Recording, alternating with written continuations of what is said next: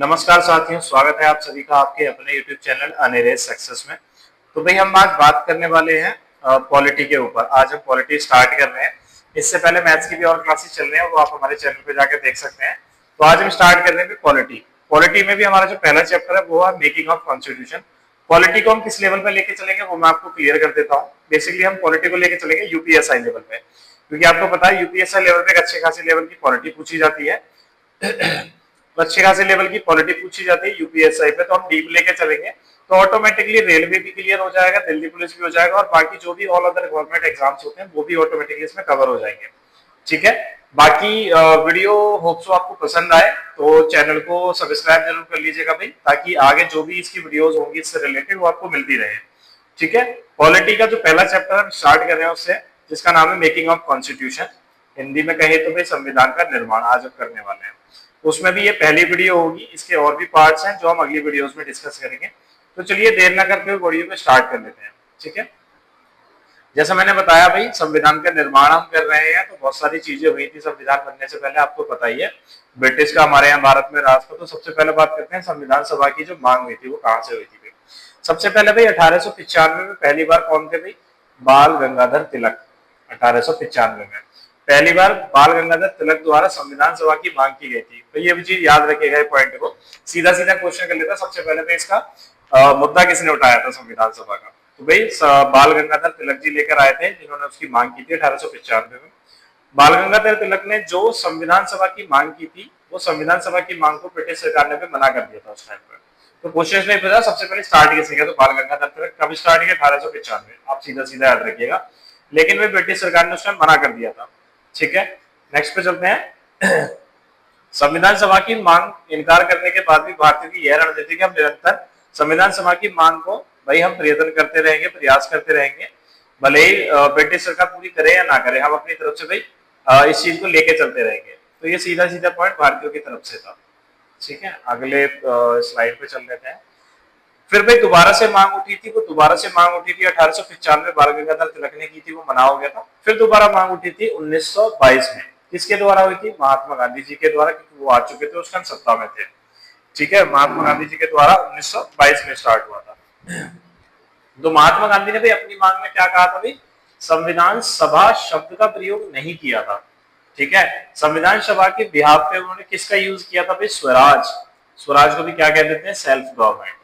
ठीक है, इस शब्द का प्रयोग किया था महात्मा गांधी जी ने। ठीक है, इन्होंने मांग किया था कि स्वराज, जिसे हम सेल्फ गवर्नमेंट भी कह देते हैं, ब्रिटिश सरकार के द्वारा एक गिफ्ट या उपहार नहीं होना चाहिए। ठीक है, मतलब ऐसा नहीं कि हम कहते हैं चलो ठीक है कर लेते हैं, वैसा मतलब वो काइंड ऑफ गिफ्ट नहीं होना चाहिए, ना कोई उपहार होना चाहिए। वो हमें पूर्णतया एक सेल्फ गवर्नमेंट चाहिए हमको अपनी खुद की। ठीक है, ये बात कही गई थी भाई, और जो मांग रखी थी महात्मा गांधी जी ने। ठीक है, ये महात्मा लिखा हुआ है, इसको थोड़ा सा कर लीजिए महात्मा। ठीक है, करेक्शन कर लीजिएगा, तो ये उसके रूप में नहीं होना चाहिए। उस टाइम पे क्या चल रहा था? जिस टाइम पे ये चीज लेकर आए थे महात्मा गांधी, उस टाइम पे हमारे देश में निरंकुश शासन चल रहा था।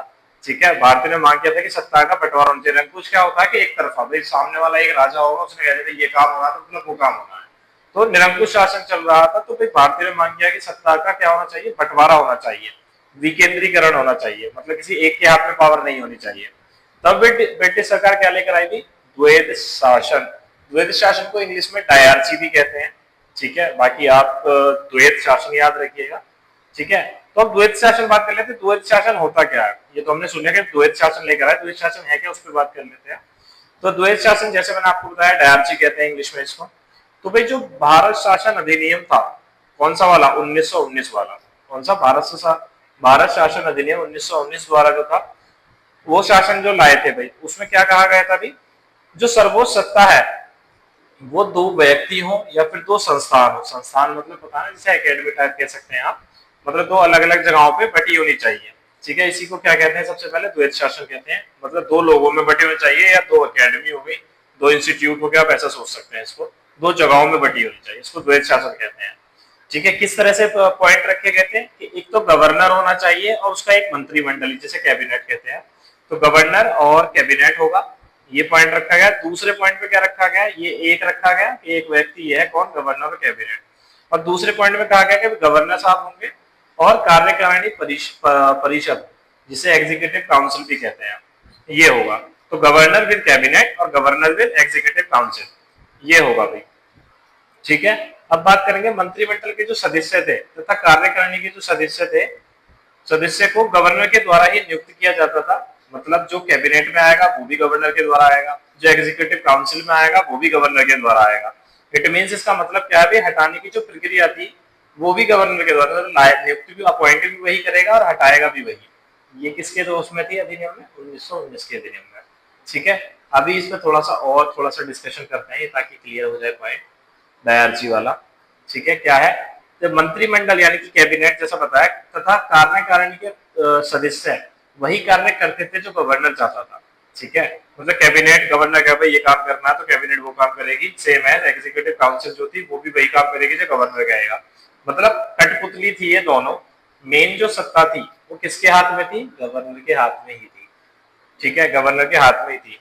तो भारतीय समझ गए कि भारत में जो है वो सत्ता का बंटवारा नहीं किया गया है, सत्ता तो अभी भी एक ही के हाथ में, वो कौन था भाई, वो था गवर्नर। इसलिए इस व्यवस्था का भारतीय ने विरोध किया ब्रिटिश सरकार द्वारा। उसके बाद क्या हो गया, ब्रिटिश सरकार द्वारा जो द्वैत शासन लाया गया था उसी तरह की व्यवस्था को महात्मा गांधी ने, ठीक है, महात्मा गांधी जी ने कहा था कि हमें कोई गिफ्ट नहीं चाहिए, उपहार नहीं चाहिए, क्योंकि उपहार ही हुआ ये काइंड ऑफ उनकी मतलब सेल्फ गवर्नमेंट की बात ही नहीं हुई।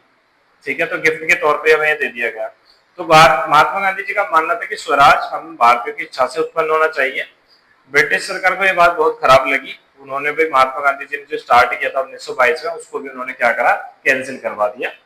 ठीक है, ये कैबिनेट भी रद्द हो गई जो बनाई गई थी, जो सत्ता का बंटवारा होता है कैंसिल हो गई। फिर भाई दोबारा से क्या हुआ, फिर 1924 में, ठीक है, 22 में महात्मा गांधी जी, फिर 1924 में दोबारा से जो पंडित मोतीलाल नेहरू जी थे उन्होंने फिर से स्टार्ट किया, फिर से मांग की उन्होंने। ब्रिटिश सरकार ने फिर मना कर दिया, बिल्कुल ताजा ताजा था 1922 में महात्मा गांधी, फिर 1924 में मोतीलाल नेहरू जी। तो वो एक कहते हैं ना गुस्से में चीज चल रही है बिल्कुल फ्रेश और एक दोबारा डिमांड रख तो फिर वो मनाई हो जाती है। तो सेम यहाँ पे भी ऐसी हुआ। ठीक है, एक बात रखी गई 1924 में पंडित मोतीलाल जी के द्वारा, वो भी उन्होंने क्या करा, ब्रिटिश सरकार ने मना कर दिया। फिर उसके बाद एक 10 साल का गैप, सीधा सीधा उसके बाद पुनः 1934 में एमएन रॉय के द्वारा फिर से मांग की गई। ब्रिटिश सरकार ने इस मांग को भी क्या करा भाई, कैंसिल कर दिया। ठीक है, ये छोटी सी वीडियो हमने बनाई है फिलहाल स्टार्ट करने के लिए, आगे आने वाली वीडियोस में ये आपको डिटेल में मिलेगी। ठीक है, किस तरह से भारतीय राष्ट्रीय कांग्रेस की स्थापना हुई थी, उन्होंने इस उसमें जो आपका ये काम जो आपका संविधान बना था भारत का, उसमें उनका क्या रोल था। ठीक है, उसके अलावा भाई क्रिप्स मिशन आया था, क्रिप्स मिशन भी आया था।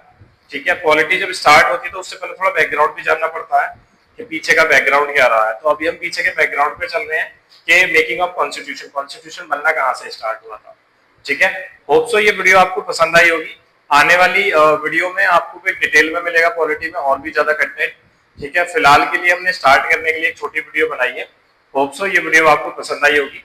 तो वीडियो को लाइक जरूर कीजिएगा, अपने दोस्तों के साथ शेयर कीजिएगा और डेफिनेटली प्लीज चैनल को सब्सक्राइब जरूर कीजिएगा। डेफिनेटली आपको डिटेल में वीडियो मिलेंगी। आई होप इतनी वीडियो भी आपकी समझ में आई होगी। तो आपको बताइए कितना डीप लेके जाएंगे। तो पॉलिटी के लिए भाई और बाकी अदर कंटेंट्स के लिए चैनल को सब्सक्राइब जरूर कर लीजिएगा, अपने दोस्तों के साथ शेयर जरूर कीजिएगा। ठीक है, thank you so much, bye bye, take care, all the very best.